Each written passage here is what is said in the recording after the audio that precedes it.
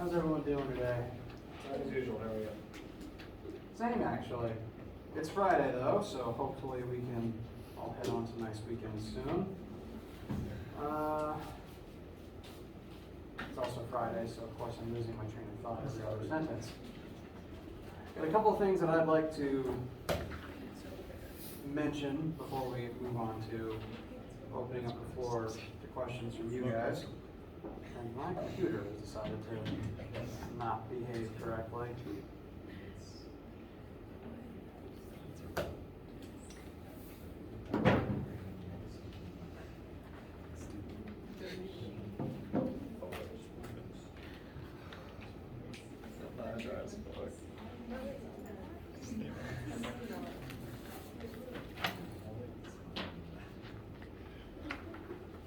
All right. Today is Friday 11th.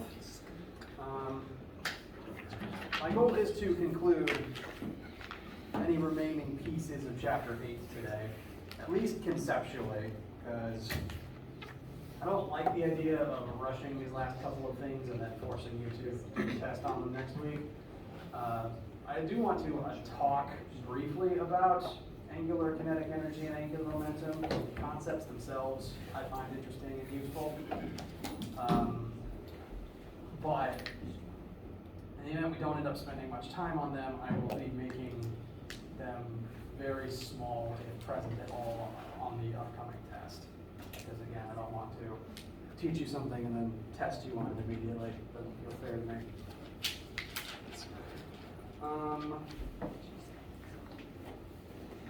Speaking of upcoming tests, there is the homework on chapters 7 and 8 that will be good practice for it. Additionally, there is also the practice test questions available on Brightspace, which if you have any questions, having looked at these, we can talk about today and also on Monday. I want to briefly address that the answer key that I have currently posted here is not actually complete because the last page didn't make it in. So there's 3 more questions on the last page that don't have an answer key yet that I'll be updating this afternoon. So those are coming. If you went looking for them, sorry if they weren't there yet. That'll be fixed shortly. As for the chapter 7 and 8 homeworks, students have been asking me questions about them, and a couple of the parts have wound up taking more algebra than I anticipated for the students. Because when I pick the questions, I have a mental note of what concepts are present in them and how long it would take me, or how long I think it would take me, and then I assign them based on the concept present, and if I think it's a fair question or something to be able to do pretty quickly. Sometimes I miscalculate, and there's more like algebra that makes sense to me or is quick for me that doesn't make sense or isn't very quick for you.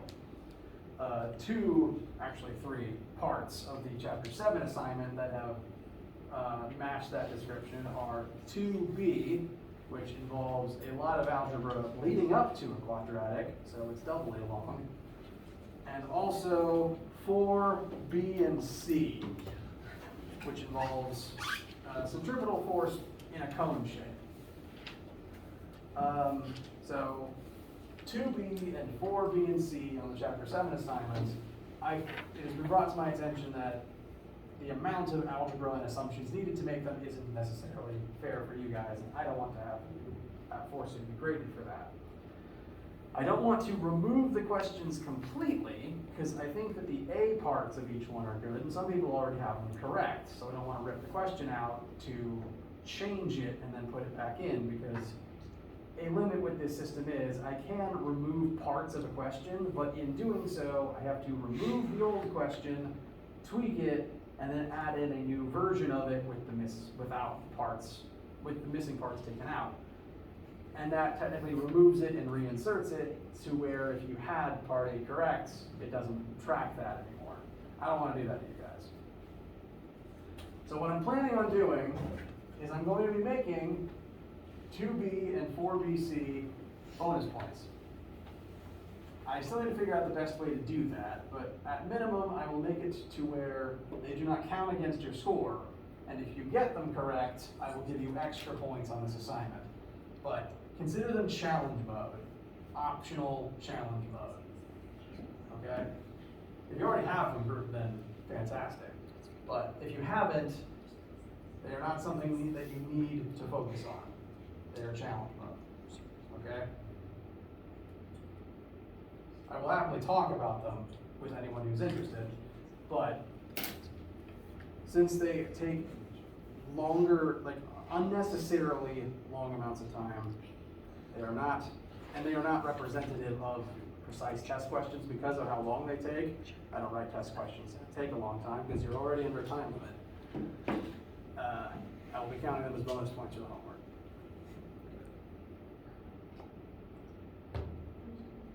Questions, comments, concerns, etc.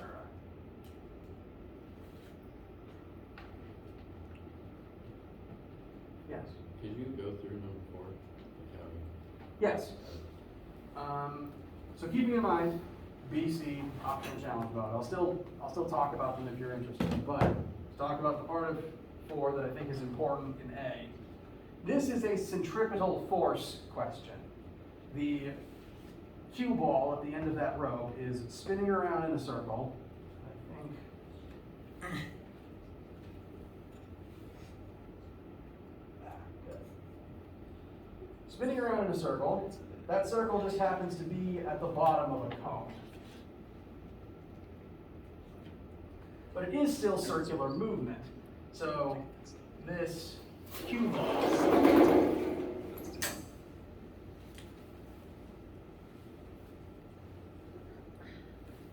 is traveling at a certain radius from the center of that circle, and there's a certain amount of centripetal force making that happen. There's force pulling it towards the center of that circle. What's interesting about this scenario, and what separates it from if the object was merely spinning in a flat plane, as we've mostly looked at so far, is that for what I'm presently doing, the entire rope, the tension in the entire rope is the centripetal force, because the entire rope is pulling it towards the center. What's different here is that only part of the tension is acting as a centripetal force. Because the tension in the rope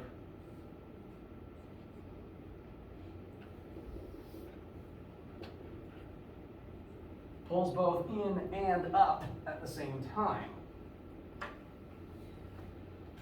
The vertical component of tension exists to counteract the gravity pulling down on the cue ball.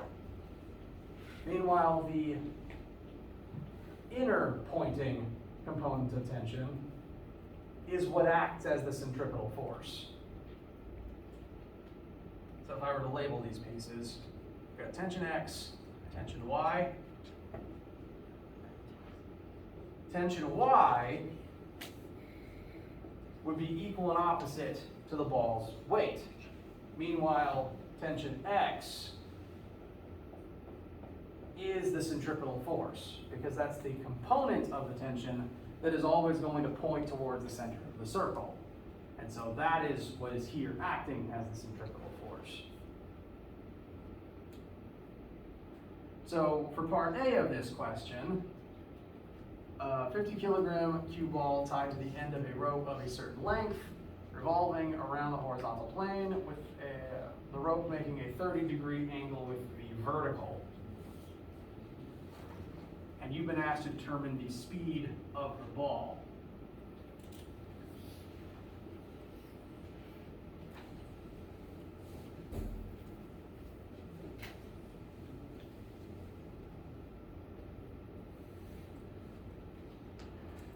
There's technically two overlapping triangles here.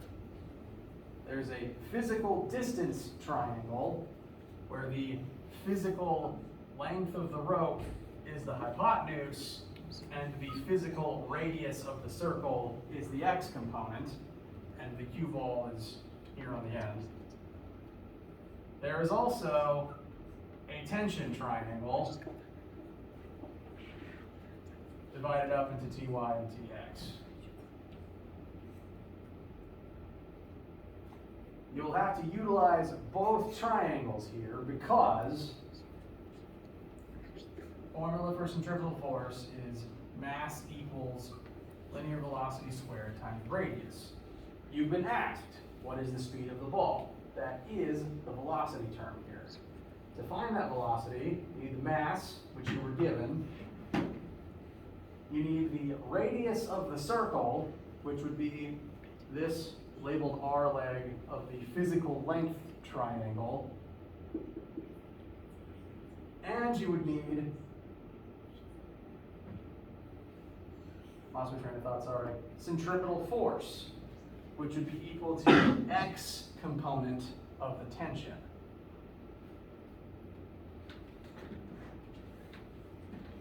So you have to analyze both of those triangles to be able to pull out the R from this one and the TX from this one to be able to use them in the centripetal force formula.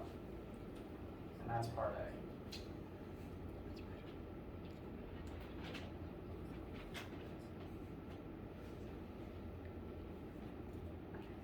I want to again stress, these triangles technically overlap. They're two different vectors taking place in the same region of space.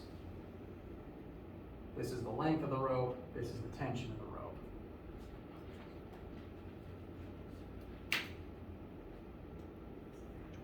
How's that one feel? All right. The one more tip that I'll point out to help make the tension triangle solvable is that the Y leg is equal to the weight of the ball. That's the one side of that triangle you'd actually know to be able to find TX.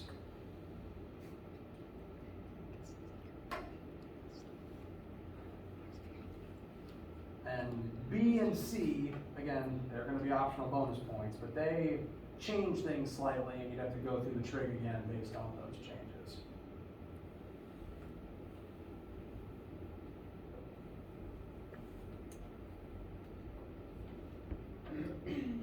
Questions? Concerns? Vague feelings? Haiku?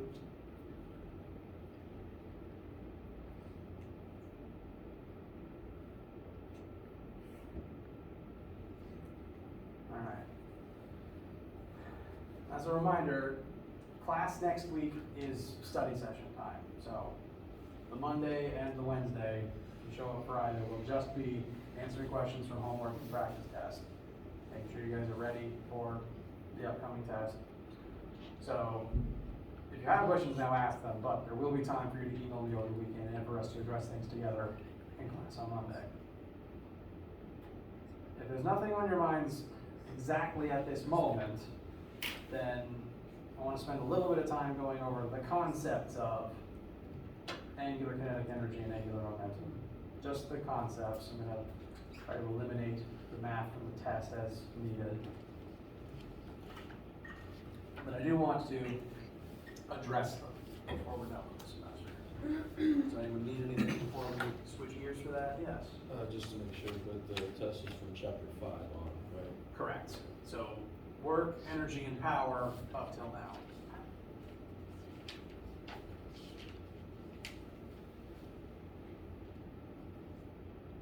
All right.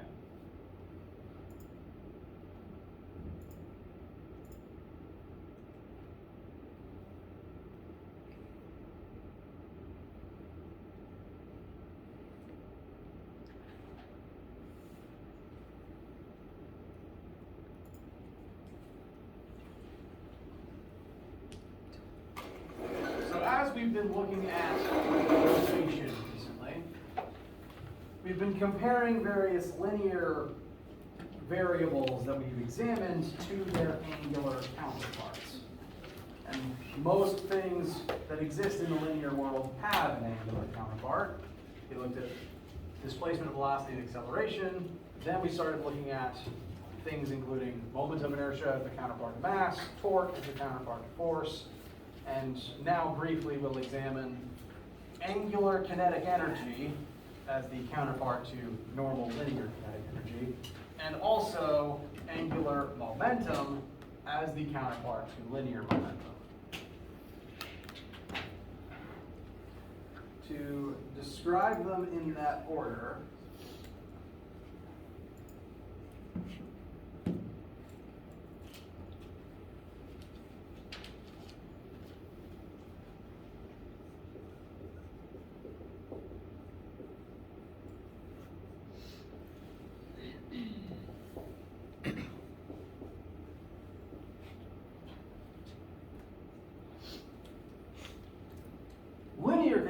energy, as we've been using it, describes how much energy is being used to make something move in a straight line.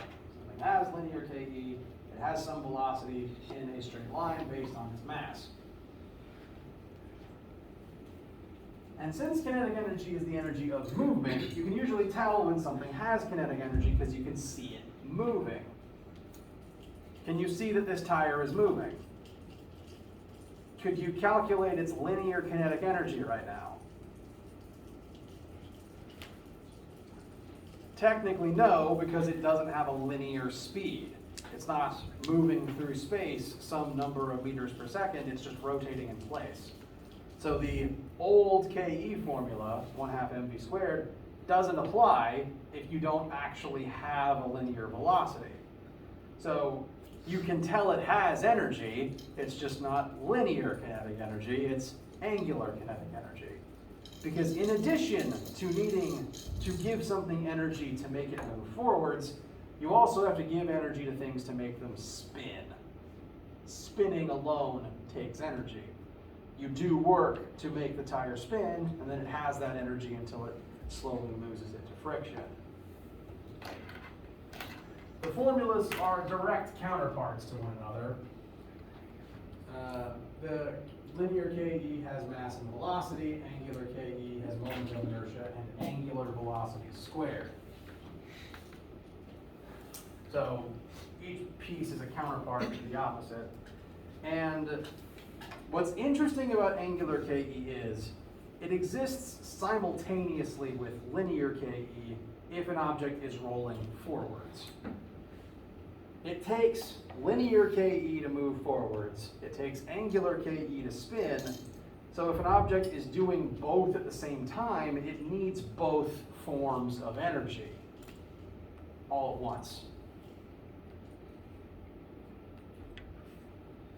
So in order to make something roll forwards, you not only have to do the work of giving it that KE forwards, you have to add in a little bit of extra energy to give it angular KE and have it spin at the same time.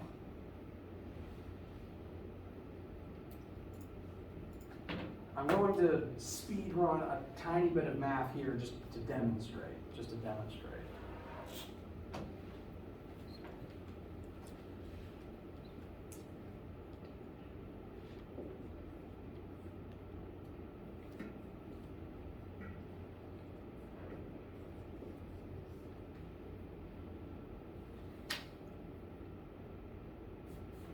The barber didn't actually get any ink on my shirt. So, if we examine the motion of a rolling sphere, it has a mass, it has a linear velocity, we know those pieces of information, we could use them to find its linear kinetic energy as we would historically. So, mass of through at 2 kilograms, linear speed of 3 meters per second, 1/2 times 2 times 3 squared is 9 joules of KE. Simultaneously, since it's rolling, it would, in addition to this 9 joules, have a separate amount of energy in the angular kinetic energy form. So kind of like how a falling object has KE and GPE at the same time, this object would have the two different forms of KE simultaneously. Because in addition to the linear speed, if it's rolling, it would also have an angular speed. And as long as you know its mass, its radius, and its shape, and how fast it's moving, you can figure out how much energy that is. I'm just going to speed run the math just to show you the number, show you the final answer.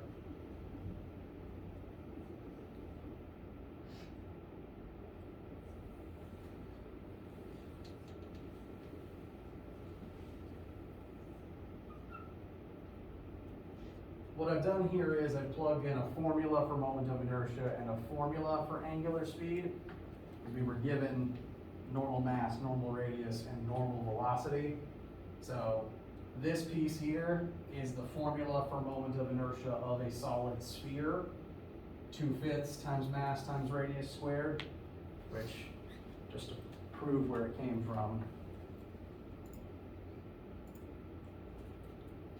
is the formula from your notes, from the formula sheet for moment of inertia of a solid sphere.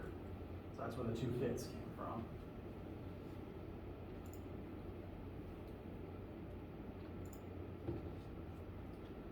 And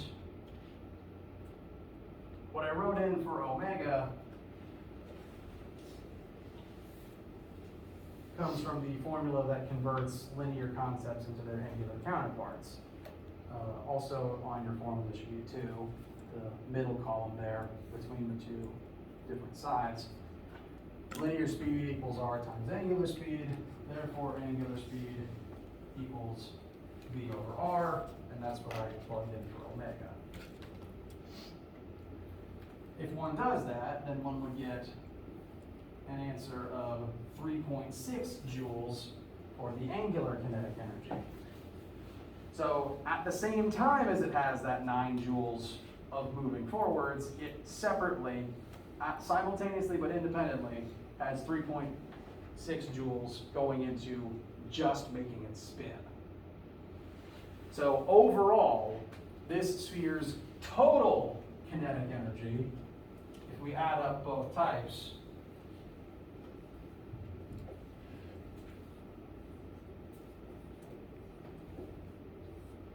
would be 12.6, just the sum of the two. As usual, you add up all the forms of energy something has, and you have the total amount of energy that it possesses. So across both types of KE, this sphere would have 12.6 joules. That it just happens to be split between the two different forms. Like how, again, a falling object's energy can be split between GPE based on its height and KE based on its velocity. What's interesting about this is that rolling objects need some of that energy diverted into the angular form, whereas sliding objects don't. So hypothetically, I could take a cube, a non-rolling cube, as long as it had the same mass as the sphere and wasn't rolling, it could hypothetically be sliding faster if it had the 12.6 joules, because it wouldn't have to siphon off some of that, the 3.6, into the angular kinetic form. It could use all of it to move forwards. And even more weird is that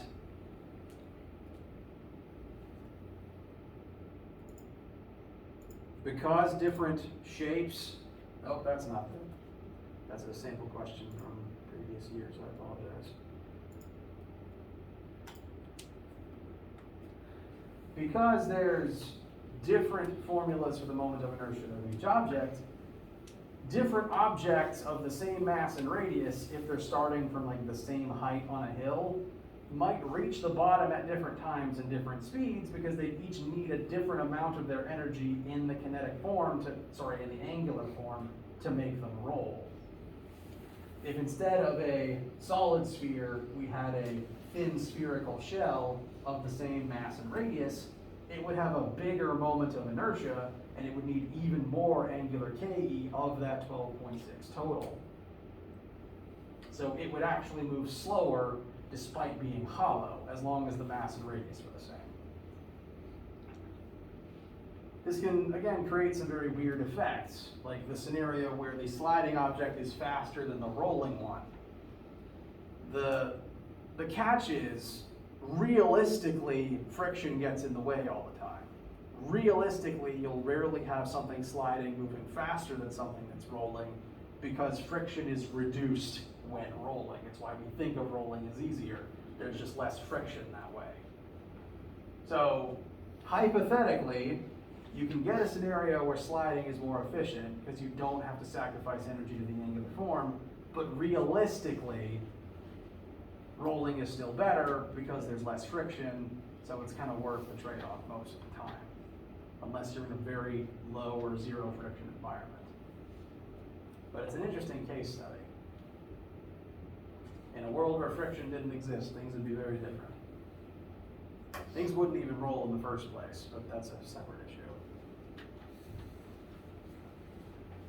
So, the main thing I want you to remember from this is rolling as an action by itself takes energy. And if something is rolling, some of its energy is being diverted into the kinetic form to allow it to roll over anything else.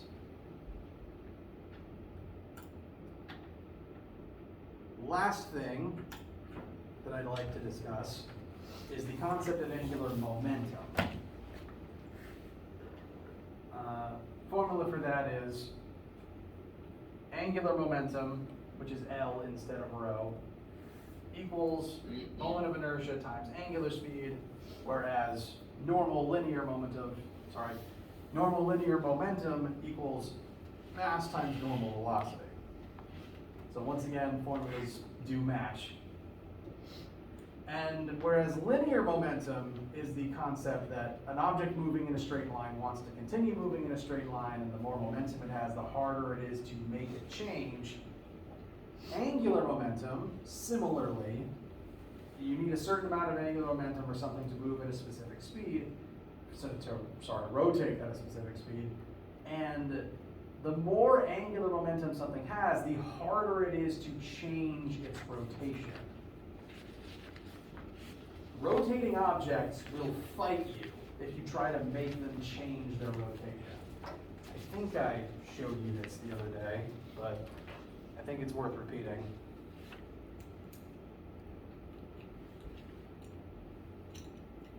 If this wheel is not spinning and I hold it up by the rope, it's just going to hang there. It doesn't have any energy or momentum. It's not going to fight me. But if I spin it up first and then hang it, its angular momentum is fighting gravity because it doesn't want to tilt away from its original axis of rotation. It wants to spin upright, so it fights all the way down until it runs out of energy. This is colloquially referred to as a gyroscope. Gyroscopes, tops, even just spinning quarters, they all want to remain in the same axis that they're currently spinning in. So if you nudge it to try to knock it over, it'll wiggle, but it'll right itself again as long as it's still spinning. Anything that is gyroscopically stable uses this effect.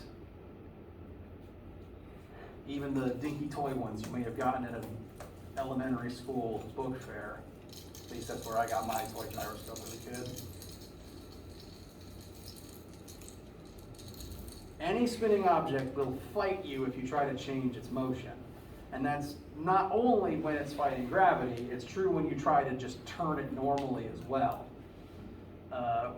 If you ever learned to ride a bike, you may have learned the hard way that it's rather difficult to turn the bike by actually turning the handlebars, because then you're upsetting the angular momentum of the wheels, and then you wobble and may or may not fall over. Instead, you usually lean your whole body to turn the bike.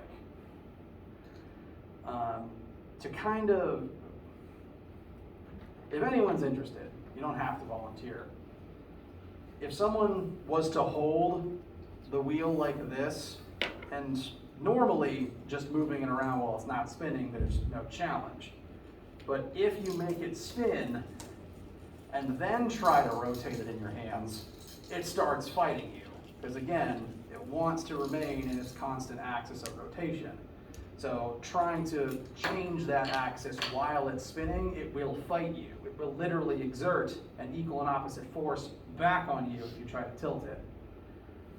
If anyone is interested, I'd ask you to come up and actually hold it, and I'll spin it up in your hands and you can feel it for yourself, but optional just if you're interested.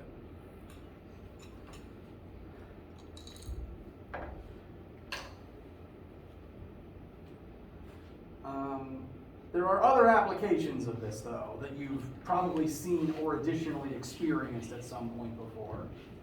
And again, I keep saying again similar to linear because all the angular stuff still has similarities to their linear counterparts. Angular momentum is also conserved in a system no matter what happens to that system, be it a collision or some other change. Linear momentum is conserved in a crash. angular momentum is also conserved before and after some process occurs. What's kind of weird about spinning is that angular collisions are kind of weird to describe.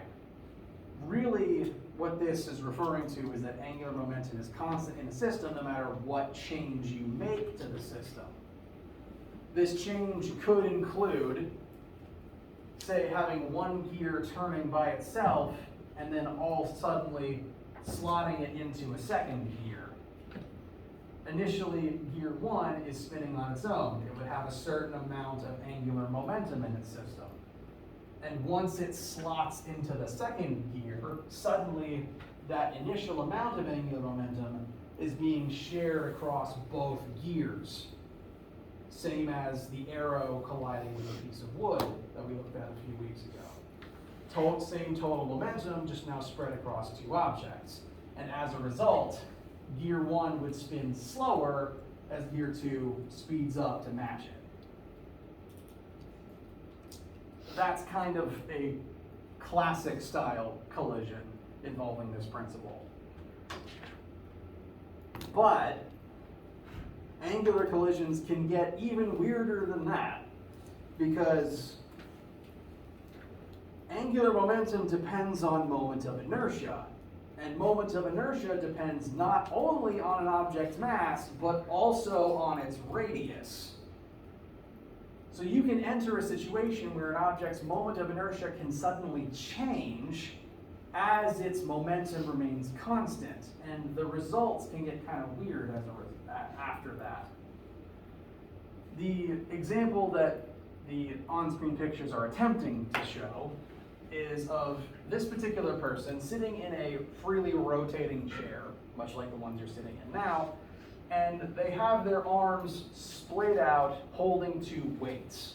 And they are rotating in this chair at a certain constant angular speed.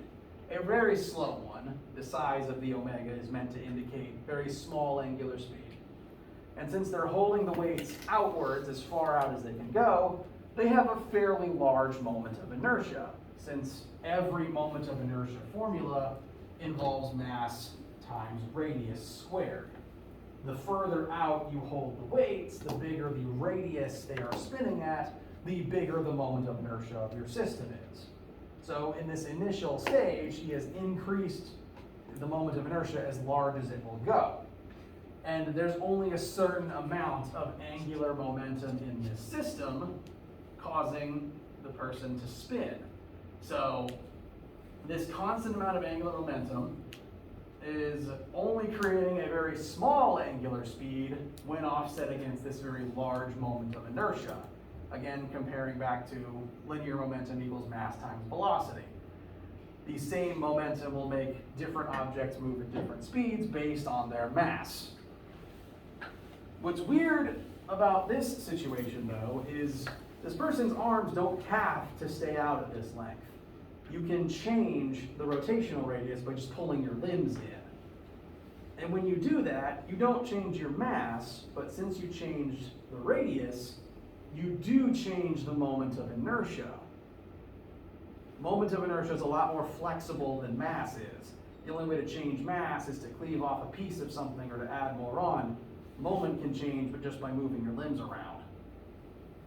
As a result of pulling one's arms in, that reduces the radius, that reduces the moment of inertia.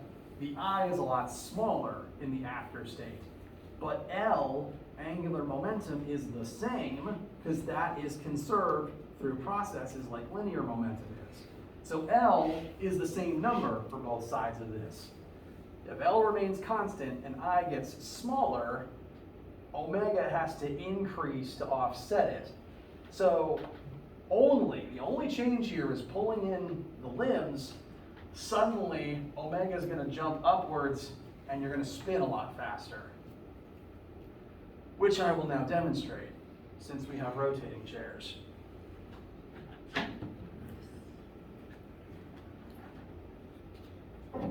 So this is the weight that I'll be holding as far away from my body as I can. I will also be holding out my other limbs as well, just to try to increase my moment of inertia as much as I can. And I'm going to spin in place as quickly as I can given my surroundings. So, at this speed and with this moment of inertia, I have a certain angular momentum that will remain constant even after I do this. Please tell me that was noticeable. Seriously, was it? I can't see. Yeah, it was. Okay, good. Why am I so sensitive to dizziness?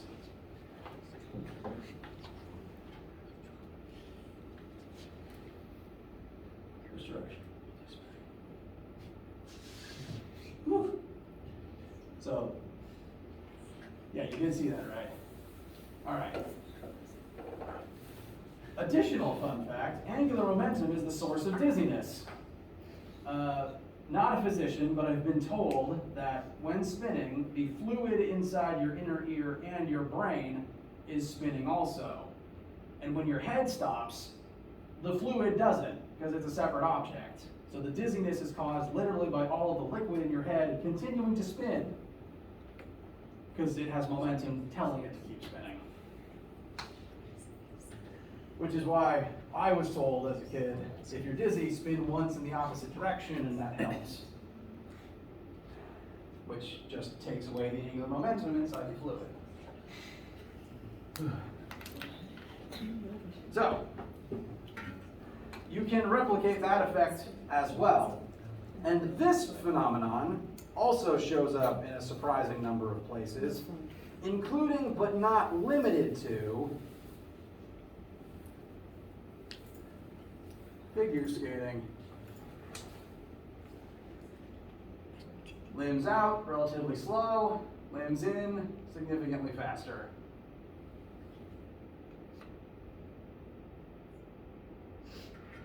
And then you throw the limbs out to exit the turn and slow down. Make sense? I hope. All right.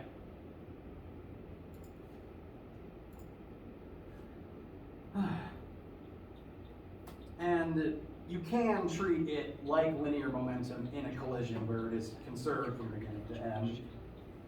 This is the source problem that the math that's currently on the board came from, describing the two gears interlocking. Initially, one gear spins on its own at 3 rads per second, known mass and known radius, until eventually it locks in to a second gear. Now its angular momentum is being shared, and both of them are collectively moving at 2 rads instead of the initial 3 rads. Gear 1's initial angular momentum tells us how much angular momentum is in the system, which then has to be shared across both objects based on the moment of inertia the second object adds into the system. And as long as you know what shape the two objects are, and their radii, and their final angular speed, you can figure out the mass of the second gear using this method, or any other unknown. Again, treating it exactly like a linear collision would.